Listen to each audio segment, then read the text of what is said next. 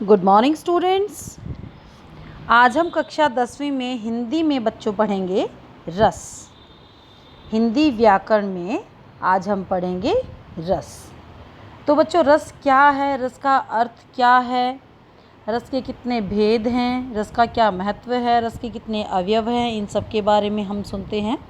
चलिए, तो सबसे पहले हमें पता होना चाहिए बच्चों, रस क्या है, रस का अर्थ क्या है। देखो बेटा, रस का अर्थ है आनंद। आप सबको पता है कि रस का अर्थ क्या होता है, आनंद। और रस का शाब्दिक अर्थ भी है आनंद। जब हम किसी काव्य को पढ़ते हैं, किसी कविता को पढ़ते हैं अथवा सुनते हैं, अथवा किसी नाटक को देखते हैं, किसी फिल्म को देखते हैं, तब हमारे मन में एक आनंद की अनुभूति होती है। उस आनंद को ही हम साहित्य में रस कहते हैं। उस अद्भुत आनंद को ही हम साहित्य में रस कहते हैं। रस काव्य की आत्मा माना गया है। और संस्कृत में तो आचार्यों ने कहा भी है, रसात्मकम वाक्यम, अर्थात रसयुक्त वाक्य ही काव्य है। रस का सर्वांगीण विवेचन सबसे पहले भरत मुनि ने अपने नाट्य शास्त्र में किया था। अब भरत मुनि ने अपने ग्रंथ में नाट्य शास्त्र में रस की परिभाषा दी थी, विभाव अनुभाव। देखिए, विभावानुभाव व्यभिचारी संयोगाद्र रस निष्पत्ति भवती, यानी कि विभावों से और व्यभिचारी भावों से और अनुभावों से, भाव से, विभाव से, अनुभाव से और व्यभिचारी भावों के मिलाने से रस की निष्पत्ति होती है। यहाँ तक कि आचार्य महावीर प्रसाद द्विवेदी ने तो कहा था कि रस ही कविता का प्राण है और छंद उसका शरीर है। आभूषणों के अभाव में शरीर जीवित रह सकता है, किंतु प्राणों के अभाव में वह निर्जीव हो जाता है। जिस प्रकार एक शरीर में आत्मा नहीं रहती तो वो निर्जीव कहलाती है, ऐसे ही किसी काव्य में यदि रस न हो तो वो नीरस होता है, और नीरस काव्य को कोई पढ़ना पसंद नहीं करता। आचार्य रामचंद्र शुक्ल ने कहा है, जिस प्रकार आत्मा की मुक्तावस्था ज्ञान दशा कहलाती, उसी प्रकार हृदय की मुक्तावस्था रस दशा कहलाती है। तो बच्चों, ये अलग अलग ऋषि मुनियों ने जो रस है उनकी अलग अलग परिभाषा दी है। अब रस जो है शब्द, वो रस धातु से ही बना है, जिसका अर्थ है आस्वाद लेना। आस्वाद लेना। सामान्य अर्थ में भी यह रस का सही अर्थ लिया जाता है। रस शब्द का प्रयोग प्राचीन काल से चला आ रहा है। वैदिक साहित्य में रस शब्द का प्रयोग अनेक स्थानों पर मिलता है। काव्य शास्त्र अथवा साहित्य शास्त्र में रस का अर्थ पढ़कर मिलने वाले आनंद से ही है। जो साहित्य पाठक को जितना अधिक भाव विभोर कर देता है, वह उतना ही अधिक रस निष्पत्ति में सहायक होता है। अब रस के अवयव देखिए बच्चों, कितने होते हैं रस के अवयव। रस के अवयव बेटा होते हैं 4। इनको रस के अंग भी कहते हैं। रस के अंग भी कहते हैं। वो कौन कौन से हैं जिनके आधार पर जो है रस बनता है? स्थायी भाव, विभाव, अनुभाव और संचारी भाव। रस के 4 अवयव हैं, यानी कि 4 अंग हैं। कौन कौन से हैं वो? स्थायी भाव, विभाव, अनुभाव और संचारी भाव। अब बच्चों, स्थायी भाव क्या होते हैं इसके बारे में हम जानेंगे। पहले स्थायी भाव, जो भाव हृदय में सदैव स्थायी रूप से विद्यमान रहते हैं। जो भाव हृदय में सदैव स्थायी रूप से विद्यमान रहते हैं और जो हमेशा के लिए बने रहते हैं, हमेशा के लिए ही बने रहते हैं, वही स्थायी भाव होते हैं। इनकी संख्या 9 मानी गई है। इनकी संख्या कितनी है? 9 मानी गई है, लेकिन बहुत से आचार्यों ने इनकी संख्या 11 भी मानी है।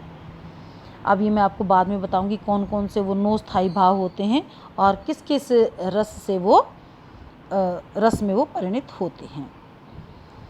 अब हमारा आगे है विभाव। अब विभाव क्या है बच्चों? विभाव है, अब जिन कारणों से स्थायी भाव जागृत होता है, जिन कारणों से स्थायी भाव जागृत होता है, उन्हीं को हम विभाव कहते हैं। अर्थात हम ये भी कह सकते हैं कि भावों को जागृत करने के जो कारण होते हैं, भावों को जागृत करने के जो कारण होते हैं उन्हें हम विभाव कहते हैं। विभाव दो प्रकार के हैं, आलंबन और उद्दीपन। आलंबन और उद्दीपन। अभी आलंबन क्या है और उद्दीपन क्या है? देखो बेटा, आलंबन का अर्थ है सहारा। अब जिन वस्तुओं या विषयों का सहारा लेकर जो भाव उत्पन्न होते हैं उन्हें हम आलंबन विभाव कहते हैं। जैसे किसी जोकर को देखना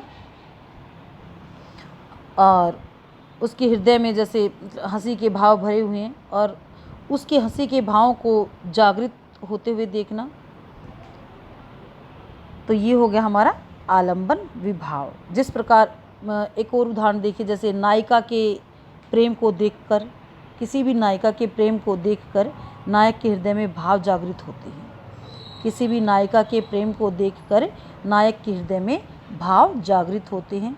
जैसे शकुंतला को देखकर दुष्यंत के हृदय में प्रेम के भाव जागृत हुए, तो यहाँ पर जो शकुंतला है वो आलंबन विभाव है। आलंबन विभाव भी दो प्रकार के हैं। आलंबन विभाव भी यहाँ पर दो प्रकार के, कौन कौन से? आश्रय और विषय। अब आश्रय क्या है? जिस व्यक्ति के मन में भाव उत्पन्न होते हैं, जिस व्यक्ति के मन में भाव उत्पन्न होते हैं उन्हें आश्रय कहते हैं। और जिस व्यक्ति के लिए आश्रय के मन में भाव उत्पन्न होते हैं उन्हें हम विषय कहते हैं। जैसे कि शकुंतला और दुष्यंत को ही हम लेते हैं, तो शकुंतला के मन में या दुष्यंत के मन में, सबसे पहले जैसे दुष्यंत के मन में शकुंतला के लिए प्रेम के भाव उत्पन्न हुए, तो यहाँ पर आश्रय कौन है? दुष्यंत। और विषय किसके बारे में उत्पन्न हुए? शकुंतला के विषय में उत्पन्न हुए, तो विषय कौन हुआ यहाँ पर? शकुंतला। आगे देखते हैं अनुभाव। तो अनुभाव क्या है बच्चों? अनुभाव, जब स्थायी भाव जागृत होने पर आश्रय की बाह्य चेष्टाओं को अनुभाव कहा जाता है। हाँ, स्थायी भाव जागृत होने पर आश्रय की बाह्य चेष्टाओं को अनुभाव कहा जाता है। जैसे जोकर को देखकर चकित होना, ताली बजाना आदि। अब हम जब किसी जोकर को देखते हैं तो क्या करते हैं? हम चकित हो जाते हैं उसकी वेशभूषा को देखकर, हम ताली बजाने लगते हैं, हम हंसने लग जाते हैं। तो ये क्या है? अनुभाव। अब भौतिक परिस्थितियों को, जैसे सर्दी, गर्मी, वर्षा को अनुभाव नहीं कहा जा सकता। सर्दी के मारे दांत किटकिटाना, सर्दी के मारे कपकपाना, ये जो बाह्य स्थितियाँ हैं इन्हीं को हम अनुभाव कहेंगे। अच्छा, एक उद्दीपन विभाव मैंने आपको नहीं बताया। उद्दीपन विभाव क्या होता है बच्चों? जैसे आश्रय के मन में जब भाव उत्पन्न होते हैं तो उन भावों को उद्दीपित करने वाले विषय की जो बाह्य चेष्टाएं होती हैं वो बाह्य वातावरण को उद्दीपन विभाव कहते हैं। जैसे जब दुष्यंत शिकार खेलता हुआ ऋषि के आश्रम में पहुंचता है तो वहाँ शकुंतला को देखता है। अब शकुंतला को देखकर दुष्यंत के मन में आकर्षण या रति भाव उत्पन्न होता है, तो उस समय शकुंतला की जो शारीरिक चेष्टाएं हैं दुष्यंत के मन में रति का भाव उत्पन्न करती हैं। तो इस प्रकार शकुंतला की जो शारीरिक चेष्टाओं को उद्दीप्त करने को जो है वो विभाव कहा जाता है, उद्दीपन विभाव कहा जाता है। इसी प्रकार वन की सुंदरता, उसकी मादकता, एकांत वातावरण भी दुष्यंत के मन में रति का भाव उत्पन्न करता है, तो उन्हें भी उद्दीपन विभाव कहा जाता है। तो अनुभाव मैंने बच्चों आपको बताया है, स्थायी भाव जागृत होने पर बाह्य चेष्टाएं यानी कि आश्रय की जो बाह्य चेष्टाओं को ही अनुभाव कहा जाता है। जैसे जोकर को देखकर चकित होना, ताली बजाना आदि। तो अभी हमने यहाँ पर क्या क्या सीखा है? स्थायी भाव, विभाव और अनुभाव। अब है आगे हमारा संचारी भाव। अब संचारी भाव क्या होते हैं बच्चों? देखो, संचारी भाव स्थायी भावों के साथ साथ ये बीच बीच में जो मनोभाव प्रकट होते हैं उन्हें संचारी भाव कहते हैं। ये मनोभाव पानी के बुलबुलों की भांति बनते हैं और बिगड़ते हैं। स्थायी भाव अंत तक बने रहते हैं, लेकिन संचारी भाव आते हैं और चले जाते हैं। संचार का अर्थ ही होता है साथ साथ चलने वाला, अर्थात संचरण करने वाला। संचरण करने वाले भाव को ही संचारी भाव कहा जाता है। संचारी भाव मन में चंचल भाव हैं। वे भाव आश्रय के मन में उत्पन्न होते हैं। ये कुछ देर के लिए यानी कि क्षणिक होते हैं, स्थायी नहीं होते। इन्हें व्यभिचारी भाव भी कहा जाता है। हाँ देखिए बच्चों, अब कई जगह आपको व्यभिचारी भाव मिलेगा। ये जो संचारी भाव हैं इन्हीं को हम व्यभिचारी भाव कहते हैं, क्योंकि एक ही स्थायी भाव का साथ नहीं देते, अपितु अनेक स्थायी भावों का साथ देते हैं। ये भाव पानी के बुलबुलों के समान उठते हैं और स्थायी भाव को रस की परिपक्वता तक पहुंचाकर शांत हो जाते हैं। तो आगे हम देखते हैं बच्चों। अच्छा, जो स्थायी भाव होते हैं ये संख्या में 33 होते हैं, जैसे हर्ष है, विषाद है, त्रास है, लज्जा है, ग्लानि, चिंता, शंका, असूया, अमर्ष, मोह, यानी कि अनेक तरह से जो मन में छोटे छोटे भाव उठते हैं और चले जाते हैं, ये हमेशा नहीं रहते, स्थायी नहीं होते। ये कुछ देर के लिए आते हैं हमारे मन में और फिर बहुत जल्द चले जाते हैं, तो इसीलिए हम इनको संचारी भाव कहते हैं। अब देखिए बच्चों, हमने जो पढ़ा है रस के अवयव पढ़े हैं। रस के अवयव कितने होते हैं? 4। कौन कौन से? स्थायी भाव, विभाव, अनुभाव और संचारी भाव। ठीक है बच्चों, हमने पढ़े ये रस के अवयव। अब हम पढ़ते हैं रस। रस के स्थायी भाव, उनके संचारी भाव कौन कौन से होते हैं। देखिए रस क्या है हमारा? रस मैं आपको बता चुकी हूँ कि रस जो काव्य की आत्मा है और 9 प्रकार के जो स्थायी भाव होते हैं वो सदैव ही हमारे मन में विराजमान रहते हैं, लेकिन कई आचार्यों ने इनको 11 माना है, लेकिन मुख्य रूप से ये 9 होते हैं। अब सबसे पहले हम किसका वर्णन करते हैं? श्रृंगार रस का। अब बच्चों श्रृंगार रस क्या है? श्रृंगार रस रसों का राजा माना गया है। इन बातों का ध्यान रखना बच्चों। श्रृंगार रस जो है रसों का राजा माना गया है। ये पुरुष का स्त्री के प्रति आकर्षण श्रृंगार रस का ही आधार है। इस काव्य शास्त्र में रति कहते हैं, इसे काव्य शास्त्र में क्या कहते हैं? रति कहते हैं। रति श्रृंगार का स्थायी भाव है। अब श्रृंगार रस का स्थायी भाव क्या है बच्चों? रति। श्रृंगार रस में सुखद एवं दुखद दोनों प्रकार की अनुभूतियाँ होती हैं। देखिए श्रृंगार रस में सुखद अनुभूति भी होती है और एक दुखद अनुभूति भी होती है, तो हम इसको अलग अलग नाम से फिर पुकारते हैं, एक संयोग श्रृंगार और एक वियोग श्रृंगार। जब नायक नायिका एक साथ होते हैं या प्रेमी प्रेमिका एक साथ होते हैं, उनके संयोग का या मिलन का जब वर्णन होता है तो वहाँ पर संयोग श्रृंगार होता है, और जब उनके बिछुड़ने का समय आता है या बिछुड़न होती है, जब वो अलग अलग हो जाते हैं तो उनको वियोग कहते हैं। संयोग श्रृंगार का जैसे उदाहरण कोई भी देखिए। राम का रूप निहारत जानकी, कंगन के नग में परछाही, जाति सबे सुधि भूल गई, कर टेकी रही पल तारत नाही। जब राम के रूप को जानकी जी निहारती हैं, इनके सीता माता जी जब श्री रामचंद्र जी को देखती हैं अशोक वाटिका में, उसमें किसी भी उपवन में, जब वो शिव जी की आराधना के लिए सीता माता फूल चुनने के लिए जाती हैं और वहाँ वाटिका में अपने कंगन के जो नग हैं उन नगों में श्री राम जी की परछाई देखती हैं, और तो वो उस परछाई में ही खो जाती हैं। तो ये एक सुखद वर्णन यहाँ पर दिया गया है संयोग श्रृंगार का, क्योंकि उनको श्री राम जी के दर्शन होते हैं। श्री राम जी के दर्शन होते हैं, वो अपनी शुद्ध बुद्ध भूल जाती हैं, तो वहाँ पर कौन सा रस होगा? श्रृंगार रस। और श्रृंगार रस का कौन सा पक्ष? संयोग पक्ष। ठीक है बच्चों, संयोग पक्ष। अगला है हमारा वियोग पक्ष। अब वियोग पक्ष कौन सा है बच्चों? वियोग पक्ष, श्रृंगार रस का वियोग पक्ष, जैसे हम कह सकते हैं कि निस दिन बरसत नयन हमारे, सदा रहती पावस ऋतु हम पे, जब ते श्याम सिधारी। यानी कि गोपियाँ कृष्ण के विरह में व्याकुल होकर उद्धव से कहती हैं कि हे कृष्ण जी, हे उद्धव, कृष्ण जी के वियोग में हमारी आँखें दिन रात बहती रहती, यानी कि हम रोते रहते हैं।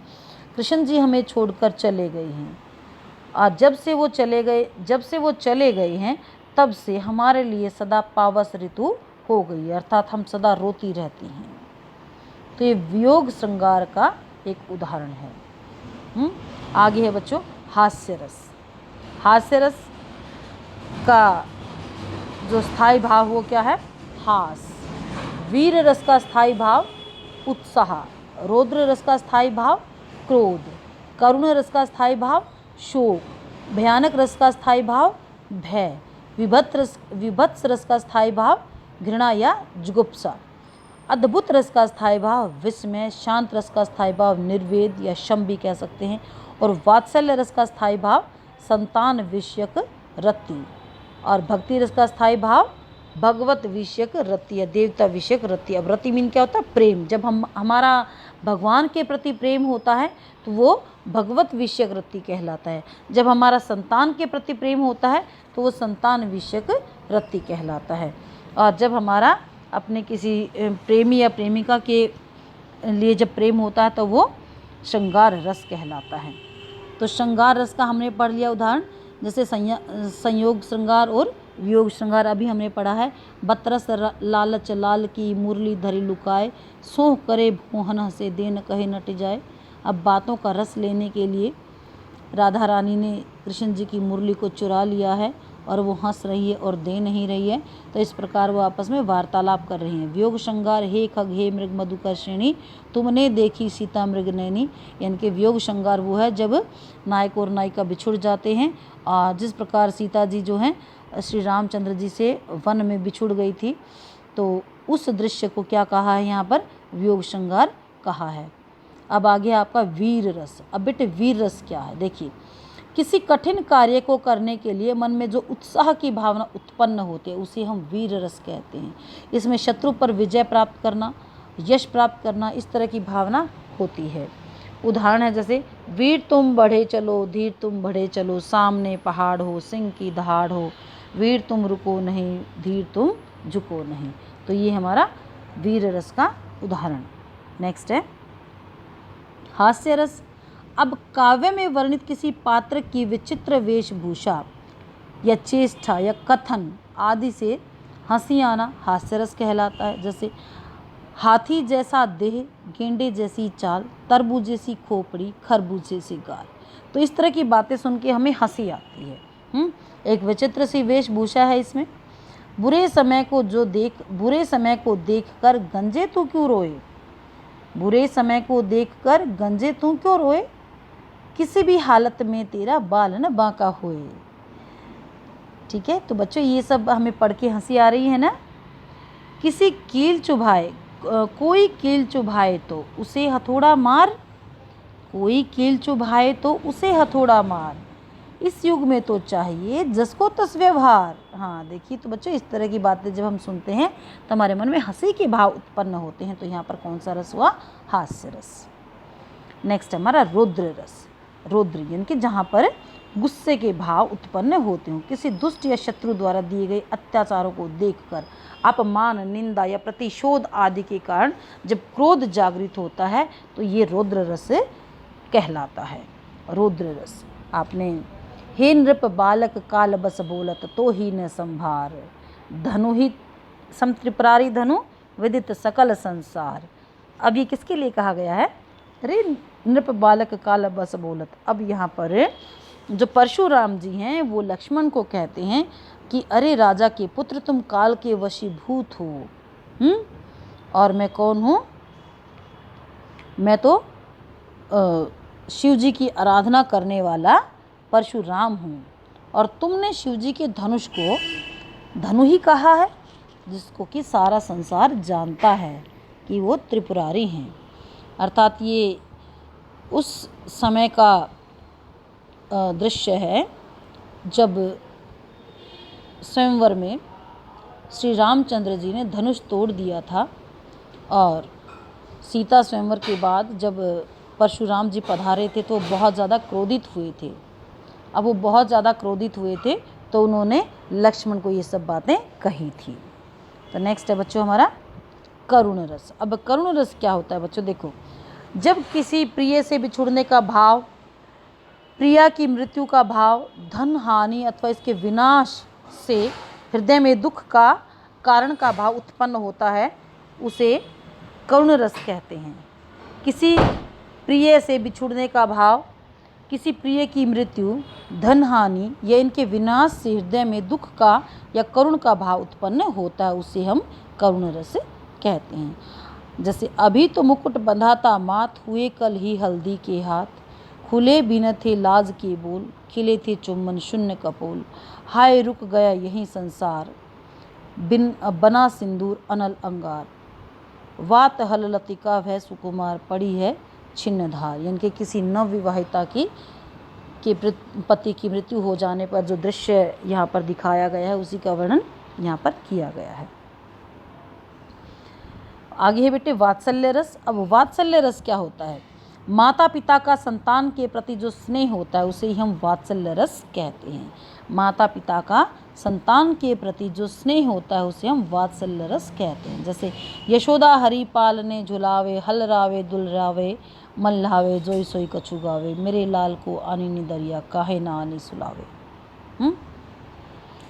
या फिर तुम्हारी ये दंतुरित मुस्कान मुझे लगती बड़ी ही छविमान। तो इसमें यशोदा का और श्री कृष्ण जी का वर्णन किया गया है कि माता अपने पुत्र के प्रति कितनी कैसे भाव रखती है प्रेम की, कि मेरे लाल को नींद क्यों नहीं आ रही है। वो कभी पलने में उसको हिला रही हैं, झुला रही हैं, लोरियाँ सुना रही हैं, लेकिन फिर भी वो कहती है कि मेरे लाल को नींद नहीं आ रही है। दूसरी पंक्तियों में है तुम्हारी दंतुरित मुस्कान मुझे लगती बड़ी ही छविमान। यहाँ पर कवि अपनी एक दंतुरित मुस्कान कविता में कहते हैं कि ये जो तुम्हारे छोटे से बच्चे का वर्णन किया गया है, उसकी मुस्कान का वर्णन किया गया है कि तुम्हारी जो ये मुस्कान है मुझे बहुत ही सुंदर लगती है। इनके बच्चों के प्रति माता पिता का जो प्रेम होता है वो वात्सल्य रस कहलाता है। तो बच्चों हमने आज ये पढ़े हैं रस, और आप ये बार बार वीडियो जो है देखेंगे और अपनी अभ्यास पुस्तिका में इन रसों को लिखने का और ज़्यादा से ज़्यादा उदाहरण पढ़कर और उनको समझने का प्रयास करेंगे। धन्यवाद।